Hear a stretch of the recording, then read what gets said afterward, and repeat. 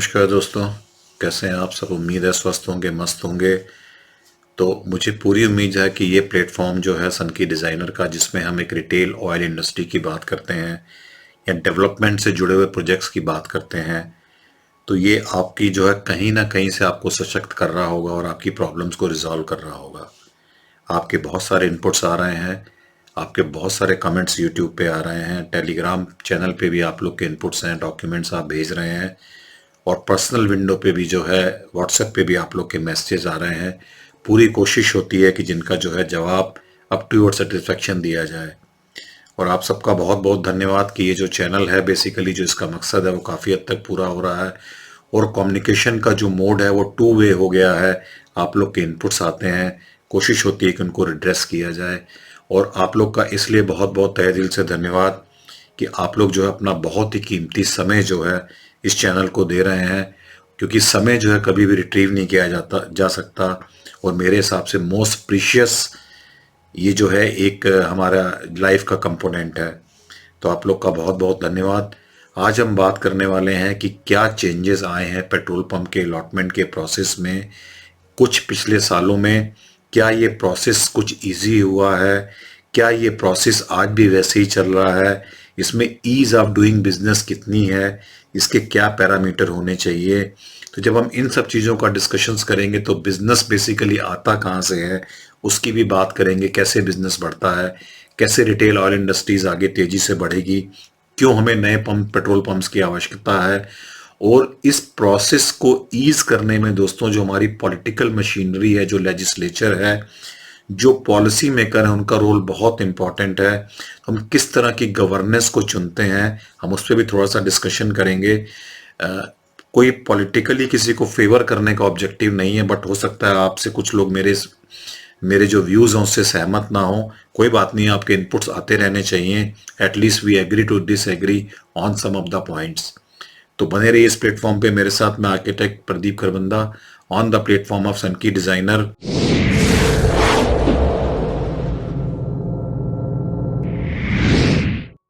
आज हम बात करेंगे उन पैरामीटर्स की जहाँ पे ये बिजनेस कैसे बढ़ता है और कैसे इसमें ईज हुई। ईज ऑफ बिजनेस जो है थोड़े समय के साथ आया है कि नहीं आया, प्लस क्या क्या पैरामीटर आ गए हैं जिनकी हम बात करेंगे कि जिससे ईज ऑफ डूइंग बिजनेस की में जरूरत पड़ेगी या और कट शॉर्ट होना चाहिए इस प्रोसेस में, इंस्टॉलेशन में जो समय लग जाता है। तो दोस्तों पहली चीज तो ये है कि गवर्नेंस बहुत इंपॉर्टेंट है। जो हम जिन पॉलिटिशियंस को चुनते हैं, इलेक्ट करते हैं किसी भी लेवल पे, उसको चुनने का क्राइटेरिया क्या है। अनफॉर्चुनेटली जो इंडिया है उसमें हम लोग चुनते हैं धर्म के बेसिस पे, कास्ट एंड क्रीड के बेसिस पे, एरियावाद के बेसिस पे। बहुत कम केसेस में हम ये एनालिसिस करते हैं कि जिस बंदे को चुन रहे हैं या जिस रिप्रेजेंटेटिव को चुन के हम भेजना चाह रहे हैं वो उसका इंटेंट क्या है, उसकी क्वालिफिकेशंस क्या है, किस तरीके से जो है हमारे जो है प्रोसेस को या लोगों की लाइफ को इजी बनाने में वो हेल्प करेगा। ऐसा तो नहीं वो एक बार इलेक्ट हो जाने पर जो है उनकी दोबारा जो उनकी शक्ल है वो मेरे अगले इलेक्शन में दिखेगी या उनकी एक्टिविटीज़ दिखेंगी। तो हमें लगता है दोस्तों कि यहाँ पर बहुत हमारे यहाँ प्रॉब्लम है हमारे देश में। जिस तरीके से हम चुनते हैं हमारे डेमोक्रेटिक सेटअप में, हम जो है जात पात धर्म कास्ट क्रीड देख के लोगों को चुनते हैं।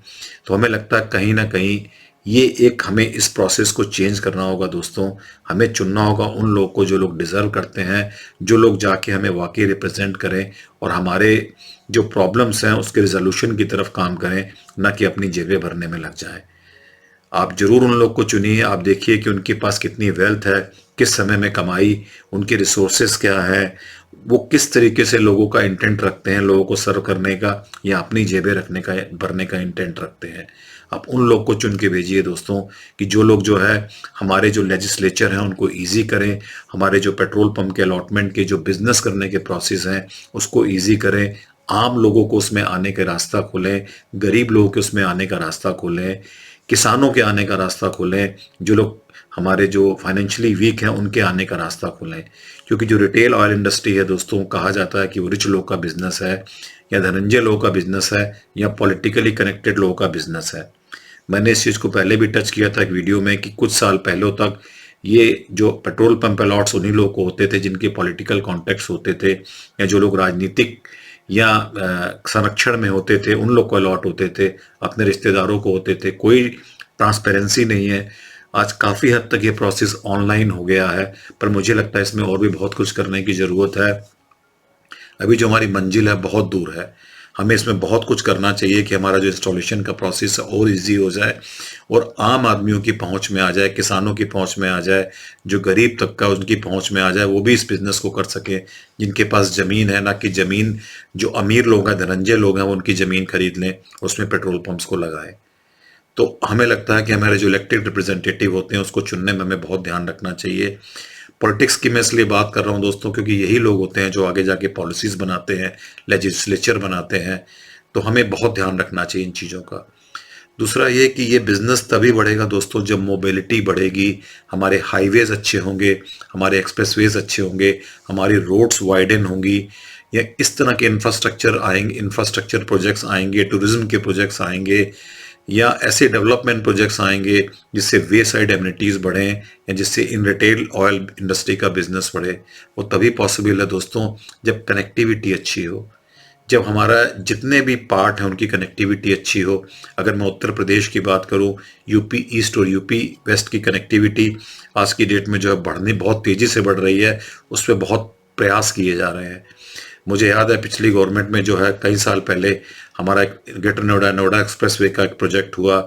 उसके बाद ग्रेटर नोएडा से लेकर के जो है बीएसपी बहन जी मायावती जी ने जिस प्रोजेक्ट को किया, उन्होंने जो है ग्रेटर नोएडा को आगरा से कनेक्ट कर दिया, जो जिसमें बहुत सारी कंट्रोवर्सीज रही। बट उसके बनने के बाद दोस्तों उस एरिया में बहुत सारा बूम आया और कनेक्टिविटी जो हमारा ईस्टर्न यूपी है उसकी तरफ एक स्टेप हम आगे बढ़े। उसके बाद सपा की गवर्नमेंट के आने के बाद जो हमारा लखनऊ ग्रेटर नोएडा से लेकर के जो हमारी लखनऊ तक की कनेक्टिविटी है वो आगरा और लखनऊ एक्सप्रेसवे से जो है वो कनेक्ट हो गई।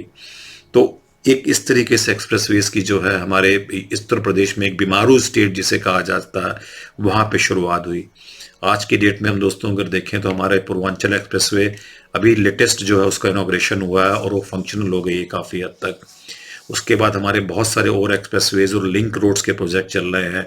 हमारा बुंदेलखंड एक्सप्रेसवे का एक प्रोजेक्ट चल रहा है, गंगा एक्सप्रेसवे की बात हो रही है, और भी कई सारे ग्रीनफील्ड एक्सप्रेसवेज रोडों को वाइडन करने की बात हो रही है। पूर्वांचल एक्सप्रेसवे से गोरखपुर लिंक रोड और बहुत सारे और लिंक रोड्स की बात हो रही है। तो जितनी ये कनेक्टिविटी अच्छी होगी दोस्तों, उतनी मोबिलिटी बढ़ेगी, उतने ही व्हीकल्स रोड्स पे आएंगे, उतना रिटेल ऑयल इंडस्ट्रीज का, वे साइड एमिनिटीज़ का उतना ही जो है बिजनेस बढ़ेगा, उसमें बूम आएगा। हमारे जो टूरिज्म के प्रोजेक्ट्स हैं, चाहे हम उसकी अयोध्या की बात करें, चाहे हम वाराणसी की बात करें, या हम आगरा मथुरा की बात करें, या और हम डेवलपमेंट प्रोजेक्ट्स की बात करें, एम्स बनने की बात करें, तो उससे भी बहुत सारा दोस्तों हमारे जितने भी इस तरह के प्रोजेक्ट्स हैं ये ट्रैफिक को अट्रैक्ट करते हैं, मैग्नेट की तरह काम करते हैं। इससे भी हमारा बिजनेस बहुत बढ़ेगा। तो इंफ्रास्ट्रक्चर पे बहुत फोकस होना चाहिए। इस तरीके से रोड्स को डेवलप करना चाहिए कि लोग अपने व्हीकल लेकर के निकलें। मैं आपको सच बताऊं तो लोग माइंड नहीं करते कि वो जो है टोल टैक्स को पे करे। वो चाहते हैं कि उनको एक ट्रैफिक की स्पीड मिले, रोड्स की सेफ्टी मिले, फ्यूल मिले रास्ते में, हाईवेज पे फैसिलिटी मिले, जिससे जब भी अपने परिवार के साथ निकलें उसको एंजॉय भी कर सकते हैं, उसको एक मेमोरेबल ट्रिप बनाना चाहते हैं। दोस्तों मैं आपको बताता हूँ, मैं ईस्टर्न यूपी से वेस्टर्न यूपी जो है कई सालों से ट्रैवल कर रहा हूँ बाई रोड, और मुझे जो है पहले कानपुर से जो है ग्रेटर नोएडा पहुंचने में अराउंड 10 घंटे लगते थे, आज से 8-10 साल पहले। अब वो टाइम कट शॉर्ट होके कहीं ना कहीं 5.5-6 घंटे का हो गया है, और मुझे लगता है कि हमारे और एक्सप्रेसवे बनने के बाद ये और टाइम जो है कम हो जाएगा। इसी तरीके से जो हमारे रेलवे से कनेक्टिविटी है उनकी स्पीड बढ़ने से ये समय और कम हो गया है। इससे दोस्तों बिजनेस बहुत बढ़ता है, कनेक्टिविटी अच्छी होने से जो है बिजनेस में ओवरऑल बूस्ट होता है, और हमारा टाइम जो है बेसिकली वो सेव होता है। ये बहुत इंपॉर्टेंट फैक्टर है दोस्तों। तो जो पैरामीटर्स हैं उसकी हम अगर बात करें तो मुझे लगता है दोस्तों ये जो पेट्रोल पंप के इंस्टॉलेशन का प्रोसेस है ये आज भी बहुत लेंदी है, और अभी जो इस समय हमारी मंजिल है वो बहुत दूर है। हमें किसी ना किसी तरीके से इसका जो प्रोसेस है उसको कट शॉर्ट करना पड़ेगा, समय को कट शॉर्ट करना पड़ेगा। अलॉटमेंट के प्रोसेस को हमें इस तरीके से करना पड़ेगा। ऑनलाइन प्रोसेस है, बहुत अच्छी बात है, उसमें जो कमी है उसे हमें दूर करना होगा। और हमें इस तरीके से क्लियर कट बनाना होगा कि लोगों की, आम आदमी की रीच में जो है ये प्रोसेस आए, जिससे ये एक इसमें से ठप्पा हट जाए कि ये जो जो बिजनेस है, या वही लोग पेट्रोल पंप्स लगा सकते हैं जो नेता अभिनेता हैं जिनके पास बहुत सारा पैसा है, ये भी एक जो है मिथ दूर होनी चाहिए दोस्तों। तो मुझे लगता है कि इसका जो एक प्रोसेस है, पहला पैरामीटर ये है कि बहुत इजी होना चाहिए। अगर ऑनलाइन है तो बहुत ट्रांसपेरेंट होना चाहिए और टाइम बाउंड होना चाहिए। अभी जो अलॉटमेंट हुए हैं 2018 में, उसमें हम देख रहे हैं कि बहुत लेंदी प्रोसेस है और एक पेट्रोल पंप को एलओआई मिलने में अराउंड जो है 1 से 1.5 साल मिनिमम लग रहा है। ये कट शॉर्ट होना चाहिए दोस्तों। तो आज हम ब्रॉडली इन पे बात करेंगे। दूसरा जो हमारे और इसमें प्रोसेस हैं दोस्तों, वो बहुत कॉम्प्लिकेटेड कर दिए हैं। किसी किसी केस में कहते हैं पीडब्ल्यूडी से क्लैरिफिकेशन लेके आओ, किसी केस में कहते हैं एनएचएआई से क्लैरिफिकेशन लेके आओ। मैंने पहले भी इस बात को रेस किया था। ये जो ऑयल कंपनीज हैं, खुद ही सरकारी कंपनीज हैं, क्या ये लोग अपने आप ऐसे कंसल्टेंट्स को इम्पैनल नहीं कर सकती, आर्किटेक्ट को इम्पैनल नहीं कर सकती? क्या ये टेक्निकली इनके पास नो हाउ नहीं है कि खुद डिसाइड कर सके कि किसे पेट्रोल पंप देना है या कौन एलिजिबिलिटी क्राइटेरिया नॉर्म्स को पूरा कर रहा है? दोस्तों यहाँ पर समय बहुत खराब होता है। मुझे लगता है इसे कट शॉर्ट करना चाहिए, इस प्रोसेस को और ईजी करना चाहिए।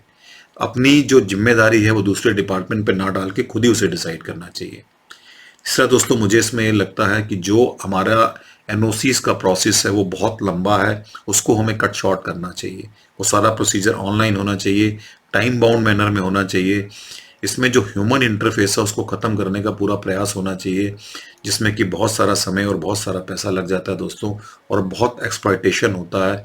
जो लोग इन्फ्लुएंशियल होते हैं, जो लोग पॉलिटिकली कनेक्टेड होते हैं, वो लोग तो अपने किसी लिंक से एनओसीज करा लेते हैं, लेकिन जो गरीब आदमी होता है, जो किसान लेवल का आदमी होता है, जो पेट्रोल पंप लगाने का एक सपना रखता है, उसके लिए जो है एक दूर की जो है ये एक डिफ़िकल्ट हो जाता है और उसको बहुत इसमें जो है ये प्रोसेस से बहुत उसको प्रॉब्लम होती है दोस्तों। पर मुझे लगता है कि अगर हमें इसको और रीच तक पहुंचाना है, जो कि मकसद है, तो इसको जो है इस प्रोसेस को बहुत ईजी करना पड़ेगा। एनओसीज टाइम बाउंड होनी चाहिए, अगर नहीं होती तो एनओसीज को डीम ग्रांटेड मानना चाहिए अगर विद इन टाइम नहीं आती है। और दोस्तों इसमें जो बेसिकली फाइनेंशियल पार्ट है, उसमें मुझे लगता है कि जो फाइनेंशियली वीक है उसको सरकार से या उसको कहीं ना कहीं से गवर्नमेंट की फंडिंग मिलनी चाहिए अगेंस्ट सम कोलेटरल सिक्योरिटी, अगर ऐसा कहीं पॉसिबल है तो। एक ये भी फंड्स का भी इंतजाम करना चाहिए, कोई ना कहीं इसमें मॉडल होना चाहिए ऐसा, जिसमें कि जो गरीब आदमी वो भी पेट्रोल पंप की इस इंडस्ट्री में आ सके, वो भी अपना सपना पूरा कर सके। और जो इसमें इन्होंने जो स्टेजेस तय की हैं, जो ग्रुप सेट तय किए हैं, फर्स्ट सेकंड थर्ड, दोस्तों मुझे लगता है कि इसकी वजह से बहुत कंफ्यूजन है, बहुत प्रॉब्लम है। इसको बहुत ज़्यादा ग्रुप में ना डिवाइड करके सिंपल कट शॉट करना चाहिए, श्योर शॉट होना चाहिए। अगर ये ग्रुप का बंदा ये नॉर्म पूरे कर रहा है तो उसको अलॉट कर देना चाहिए, बहुत समय नहीं लगाना चाहिए। उसको जो है एलओआई में एनओसीज को टाइम बाउंड करना चाहिए। अगर वो नहीं लेके आ पाता किसी भी अड़चन की वजह से, तो नेचुरली नेक्स्ट स्टेज की बात करनी चाहिए। हालांकि थोड़ा सा डिफिकल्ट है, बट मुझे लगता है इस डायरेक्शन में काम किया जाए तो ये भी एक मॉडल आगे बन सकता है।